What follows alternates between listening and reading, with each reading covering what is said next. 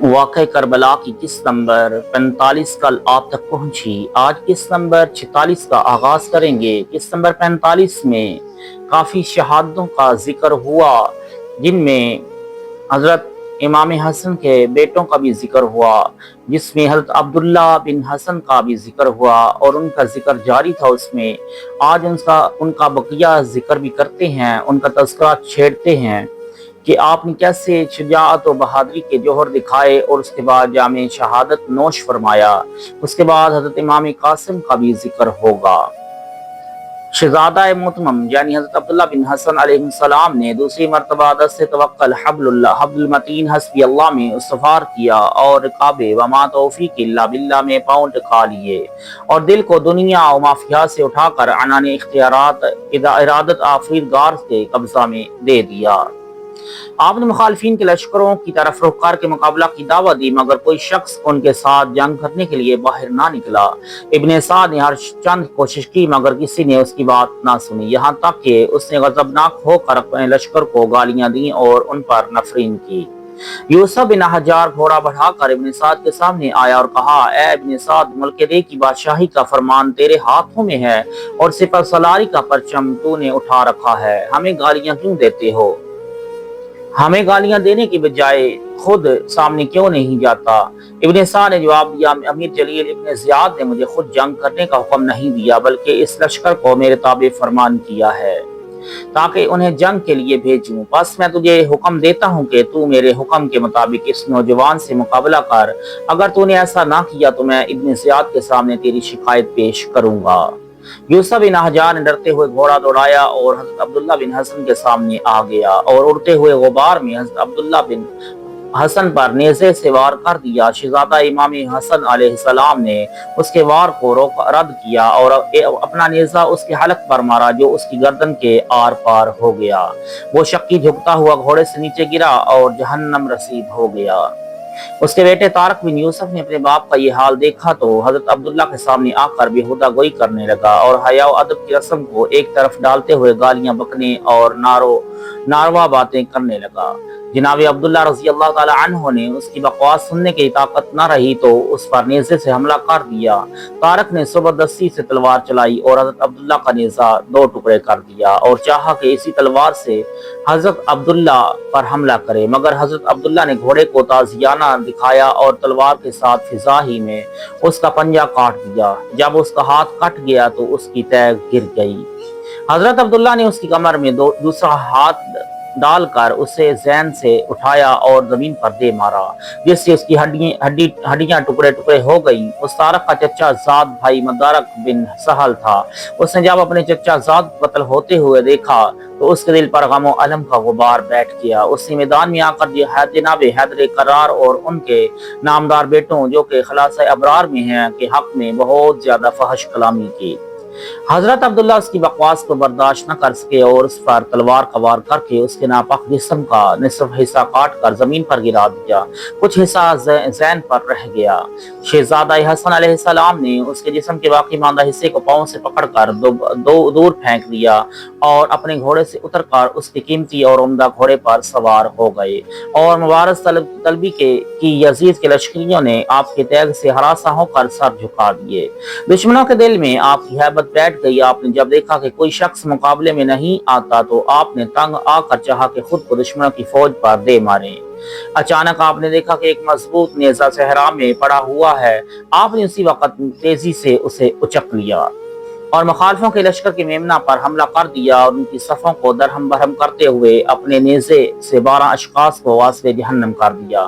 پھر آپ لوٹ کر حضرت امام حسین علیہ السلام کی خدمت میں حاضر ہو گئے اور عرض کی، چچا جان پیاس، العطش العطش العطش۔ حضرت امام علی مقام علیہ السلام نے فرمایا، اے چچا کی آنکھوں کی روشنی اور سینہ پر غم کی تازی، تجھے ان قریب تیرے دادا جان اور ابا جان کے پانی پلائیں گے اور تیرے دل کے زخموں پر مرہم راحت رکھیں گے۔ پس حضرت عبداللہ اس بشارت سے شاد و مسرور ہو کر دوبارہ میدان میں تشریف لائے تو ان پر 5000 افراد نے ایک بارگی میں حملہ کر دیا اور تیر و تلوار، نیزہ و سنان، ناؤ، زبین اور خنجروں کے وار کرنے لگے۔ یہاں تک کہ آپ نے ان پر جوابی حملہ کر کے چاہا کہ ایک طرف نکل جائیں مگر نہ نکل سکے۔ حضرت امام علی مقام علیہ السلام کے لشکر کے علمدار حضرت عباس علیہ السلام نے پرچم حضرت علی اکبر کے ہاتھ میں دیا اور اپنے بھائی حضرت عون بن علی کے ساتھ لے کر حضرت عبداللہ کی مدد کو آئے اور انہیں دشمنوں کے گھیرے سے باہر نکالا۔ حضرت عبداللہ بہت زخمی ہو چکے تھے اور آہستہ آہستہ چل رہے تھے۔ اچانک نبیہان بن زہیر نے آپ کے قدم سے آپ کے کندھوں کے درمیان تلوار کا وار کیا تو جناب عبداللہ گھوڑے سے نیچے گر پڑے اور جب گرے تو عالم قدس میں قدم جا رکھا رضوان اللہ علیہم۔ حضرت عباس نے پیچھے مڑ کر اس حال کا مشاہدہ کیا تو جھپٹ کر نبہان کے سر پر تلوار کا وار کیا اور ایک ہی ضرب سے اس کا سر کاٹ کر 10 قدم دور پھینک دیا۔ نبہان کے بیٹے حمزہ نے چاہا کہ حضرت عباس پر نیزے کا وار کرے مگر حضرت عون بن علی نے پہل کرتے ہوئے تیز 10 تلوار کے ساتھ حمزہ کا نیزہ اڑا دیا اور حضرت عباس نے تلوار کے دوسرے وار سے اس کا کام بھی تمام کر دیا اور حضرت عبداللہ کو اٹھا کر حضرت امام علی مقام علیہ السلام کی خیمہ کے سامنے لے آئے۔ جناب عبداللہ کے جمال و شباب پر خواتین اہل بیت کے دل جلنے لگے اور ان کی والدہ محترمہ کی آہ گرم کی شعلہ نے ان کے سینہ کو جلا کر رکھ دیا۔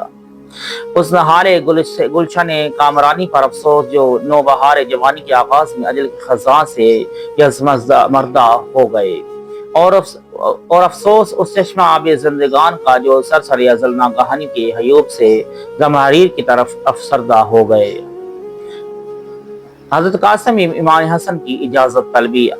روایت آئی ہے کہ جب حضرت قاسم بن حسن علیہ السلام نے اپنے بھائی کا گل بوستان داز چہرہ دیکھا تو اس حادثہ جانگ داز کا بخار جگر خراش بن گیا۔ آپ آتش حسرت سے گریاں دل کے ساتھ گریاں اپنے امی محترم علیہ السلام کی خدمت میں حاضر ہوئے اور عرض کی، اے سید امام جہاں، مجھ میں اپنے قربا کی جدائی برداشت کرنے کی مزید طاقت نہیں اور مجھ سے بغیر خاک اندو مصیبت کے شادمانی کے تخت پر نہیں بیٹھا جاتا۔ مجھے اجازت عطا فرمائیں تاکہ اپنے بھائی کا غصہ واپس لاؤں اور اب اہل زلال کے سوال کا جواب تلوار کی نوک کی زبان سے دوں۔ امام علی مقام علیہ السلام نے فرمایا، اے جان عم، تو میرے بھائی کی یادگار ہے، اے میرے دل فغاری کے انیس، تجھے کیسے اجازت دوں اور تیری جدائی کا داغ سینہ پر کس طرح سہ لوں۔ جناب قاسم کی والدہ محترمہ بھی خیمہ سے باہر تشریف لے آئیں اور دامن قاسم کو ہاتھ میں پکڑ کر فریاد کی۔ القصہ، حضرت قاسم رضی اللہ تعالی عنہ کو جنگ کی اجازت نہ ملی۔ امام علی مقام علیہ السلام کے بھائیوں نے جنگ کی تیاری شروع کر دی۔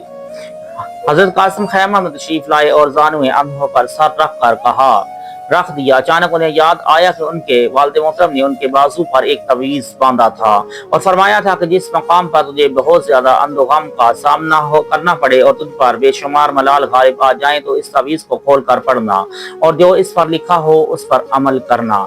حضرت قاسم علیہ السلام نے اپنے آپ سے کہا، میں نے اپنی زندگی میں اس جیسے حال کو کبھی نہیں دیکھا، آئیں اس تعویذ کو پڑھ کر دیکھیں اور اس مضمون سے آگاہی حاصل کریں۔ بس آپ نے اس تعویذ کو بازو سے الگ کیا، دیکھا کیا کہ حضرت امام حسن علیہ السلام نے اپنے مبارک ہاتھوں سے لکھا ہے، جب تو میرے بھائی اور اپنے چچا حضرت امام حسین علیہ السلام کو دھوکے باز شامیوں اور بے وفا کوفیوں کے درمیان صحرائے کربلا میں گھرا ہوا دیکھے، فوراً اپنا سر ان کے قدموں میں رکھ دینا اور اپنی جان ان پر نثار کر دینا۔ وہ ہر چند تجھے جنگ سے باز رکھیں گے مگر تو مسلسل گزارشات اور منت و سماجت کرتے رہنا، کیونکہ حسین پر جان قربان کر دینا شہادت کے دروازہ کی کنجی اور ادراک اقبال کا وسیلہ اور سعادت ہے۔ حضرت قاسم علیہ السلام نے اس وصیت نامہ کو پڑھا تو نہیں جانتے تھے کہ وہ خوشی میں کیا کر رہے ہیں۔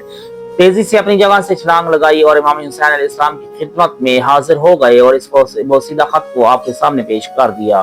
جب شاہ شہیدہ نے اس مکتوب گرامی کو دیکھا تو جگر سے آہ سود ناک کھینچی اور زار و قطار ہوتے ہوئے فرمایا، اے جان عم، یہ تیرے لیے تیرے ابا جان کی وصیت ہے اور تو چاہتا ہے کہ اس پر عمل کرے، جبکہ انہوں نے تیرے بارے میں مجھے دوسری وصیت کی ہے اور میں بھی اسے بجا لانے کا ارادہ رکھتا ہوں اور ایک ساعت خیمہ کے اندر جا کر وصیت کو پوری کروں گا۔